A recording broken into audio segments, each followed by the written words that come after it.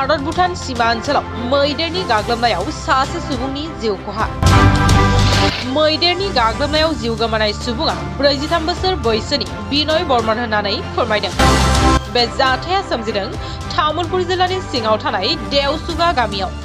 मैया मोनाबिलि समाव भूटान हाजोनिफ्राय मैदेर फालोआ फैनानै माइ आबादखौ जाफैनाय समाव होनो थांनानै बिनय बर्मन मुंनि सासे सुबुङा मैदेरजों बुथारजायो।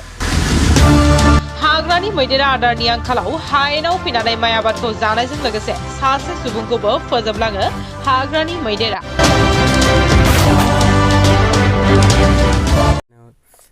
এইটো দৰং গাঁৱৰ মানুহ খেদি লৈ আছিল বাবু আহিতে এইটো জংঘলত সোমাইছে সোমাওঁতে এতিয়া সিহঁতে বিচাৰি আছে দেখা পোৱা নাই তাৰপিছত সিহঁতক দেখা পাই কিনে দেউতাও গুচি গৈছে সিহঁতৰ পিছে পিছে তাৰপিছত হাতীয়ে দেউতাক দেখা পাই খেদি লৈ আহিল দেউতাক হত্যা কৰিলে।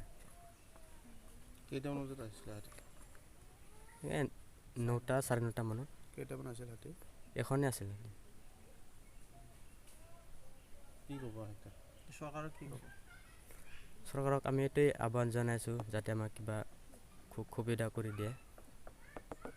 ফৰেষ্টৰ মানুহ আহে নে নাহে? ফৰেষ্টৰ মানুহ আহে, খবৰ দিলে মানে কেতিয়াবা আহে কেতিয়াবা নাহে, টাইমত আহি নাপায় সিহঁতে। যোৱাকালি ৰাতি হাতী খেদিব আছিল। যোৱাকালি ৰাতি অহা নাই। হাতী যেতিয়া সোমায় তেতিয়া হাতী খেদিবৰ কাৰণে ৰাইজে যায়নে? হাতী সোমালে কেতিয়াবা ৰাইজেও ওলায়, কেতিয়াবা ৰাইজে নাযায় নোলায়ও থাকক বুলি এনেকৈ। ফৰেষ্টৰ মানুহ নাহে? ফৰেষ্টৰ মানুহ নাহে। তাৰমানে হাতী ৰাইজে ধান খেতি পথাৰত লাগিছিলে, পিছত এই কেইজনমান ৰাইজে ওলাই হাতীখনক খেদিছিল। খেদাতে বিনয় বৰ্মনৰ যেতিয়া নেকি ধান খেতিত আহিল লাগাতে তেওঁ ৰাইজৰ কেইজনমান সহায় পায় এওঁলোকে ওলাই গৈছিল হাতীটোক খেদবৰ কাৰণে। সেই খেদা থলীতে মানে ধান পথাৰত তেওঁক ধৰিলা আৰু ধৰি কিনে মাৰি পেলাইছে।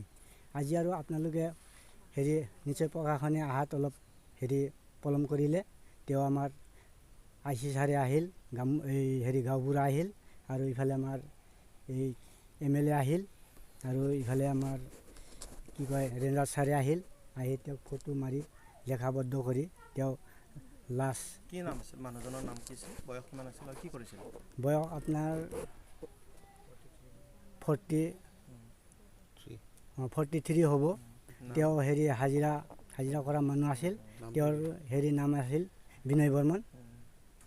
তেওঁক ঘৰত তেওঁৰ উপযুক্ত এজন ল'ৰা আছিল। তেওঁৰ কেইদিনমান আগত দুৰ্ভাগ্য বাইক এক্সিডেণ্ট হৈ ভৰিখন ভাঙিল। এতিয়া সৰু ল'ৰা এটা আছে আৰু এটা ছোৱালী আছে। সেই অৱস্থালৈ আজি তেওঁৰ এই ঘটনা হ'ল। এনেকুৱা ঘটনাত এই ৰেঞ্জাৰ ছাৰে আহি পিছত লাছখন উঠাই ফটো মাৰি পোষ্টমৰ্টমত লৈ গ'ল। হাতী প্ৰায় আহি থাকে? হাতী আহি থাকে, আজি সপ্তাহ 10 দিন ধৰি আহি আছে। এনেকুৱা কৰি তেওঁ মানে কৈ দিলে কি আমাৰ IC ছাৰো আছিল গহপুৰ থানাৰ, আপোনালোকে লাছখন পোষ্টমৰ্টমৰ পৰা 3টা বা 3:30 বজাত আহি পাব। সেইকাৰণে আপোনালোকে গাঁৱৰ মানুহ মানে অলপ সাজু হৈ থাকিব তেওঁৰ এটা সমাপ্ত কৰাৰ কাৰণে।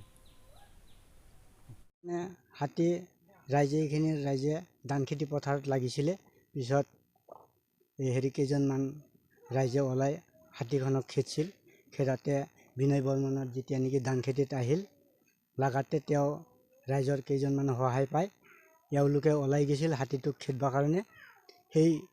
সেই খেদা থলীতে মানে ধান পথাৰত তেওঁক ধৰিলা আৰু ধৰি কিনে মাৰি পেলাইছে। আজি আৰু আপোনালোকে নিশ্চয় প্ৰশাসনে আহাত অলপ পলম কৰিলে। তেওঁ আমাৰ IC ছাৰে আহিল, গাঁওবুঢ়া আহিল, আৰু ইফালে আমাৰ এই MLA আহিল, আৰু ইফালে আমাৰ কি কয় ৰেঞ্জাৰ ছাৰে আহিল। আহি তেওঁক ফটো মাৰি লেখাবদ্ধ কৰি তেওঁ লাছ। বয়স আপোনাৰ 43 হ'ব। তেওঁ হাজিৰা কৰা মানুহ আছিল। তেওঁৰ নাম আছিল বিনয় বৰ্মন।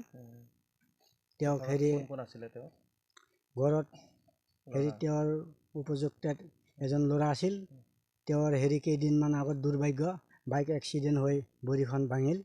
এতিয়া সৰু সৰু ল'ৰা এটা আছে আৰু এটা ছোৱালী আছে। সেই অৱস্থালৈ আজি তেওঁৰ এই ঘটনা হ'ল। এনেকুৱা ঘটনাত এই ৰেঞ্জ আচাৰে আহি পিছত লাছখন উঠাই ফটো চটো মাৰি কি কয় পোষ্টমৰ্টমত লৈ গ'ল। হাতী প্ৰায় আহি থাকে। হাতী আহি থাকে, আজি সপ্তাহ 10 দিন ধৰি আহি আছে। এনেকুৱা কৰি তেওঁ মানে কৈ দিলে কি আমাৰ IC ছাৰো আছিল গহপুৰ থানাৰ, আপোনালোকে লাছখন পোষ্টমৰ্টমৰ পৰা 3টা বা 3:30 বজাত আহি পাব।